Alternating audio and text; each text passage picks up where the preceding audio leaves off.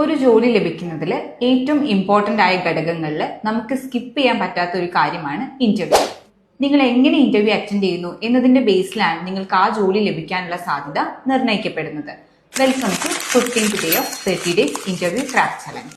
ഒരു ഇന്റർവ്യൂവിന് പോകുന്നതിന് മുന്നേ ആയിട്ട് കൃത്യമായിട്ടുള്ള തയ്യാറെടുപ്പുകൾ എടുത്തിരിക്കണമെന്ന് നമ്മൾ ഓൾറെഡി പറഞ്ഞതാണ്.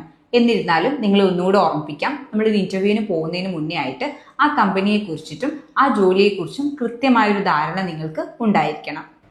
ഇതുകൂടാതെ ഇന്റർവ്യൂ എങ്ങനെ അറ്റൻഡ് ചെയ്യണം എന്നൊരു മുൻധാരണ നിങ്ങൾക്ക് ഉണ്ടായിരിക്കണം.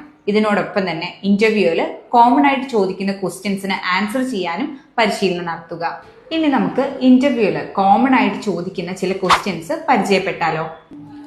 ഒരു ഇന്റർവ്യൂവർ കോമൺ ആയിട്ട് ചോദിക്കുന്ന ചില ക്വസ്റ്റ്യൻസ് ആണ്: tell me about your self, നിങ്ങളുടെ സ്ട്രെങ്ത് ആൻഡ് വീക്ക്നെസ് എന്താണ്, എന്തുകൊണ്ട് നിങ്ങൾ ഇങ്ങനെ ഒരു ജോബ് ചൂസ് ചെയ്തു, അല്ലെങ്കിൽ ആ കമ്പനിയെ കുറിച്ച് നിങ്ങൾക്ക് എന്തെല്ലാമാണ് അറിയുന്നത്, ഒരു 5 years കഴിഞ്ഞാൽ നിങ്ങൾ നിങ്ങളുടെ കരിയറിൽ എന്തായിത്തീരും, അല്ലെങ്കിൽ നിങ്ങൾക്ക് ഒരു എക്സ്പീരിയൻസ് ഉണ്ടെങ്കിൽ എന്തുകൊണ്ട് നിങ്ങൾ ലാസ്റ്റ് ജോബ് റിസൈൻ ചെയ്തു.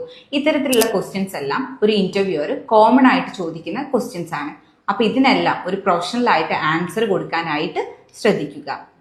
ഇത്തരത്തിലുള്ള ക്വസ്റ്റ്യൻസിനെല്ലാം പ്രൊഫഷണൽ ആൻഡ് ഇംപ്രസീവ് ആയിട്ട് ആൻസർ ചെയ്യുന്നത് വഴി ആ ഒരു ഇന്റർവ്യൂ നിങ്ങൾക്ക് പോസിറ്റീവായിട്ട് മാറ്റാനായിട്ട് സാധിക്കും.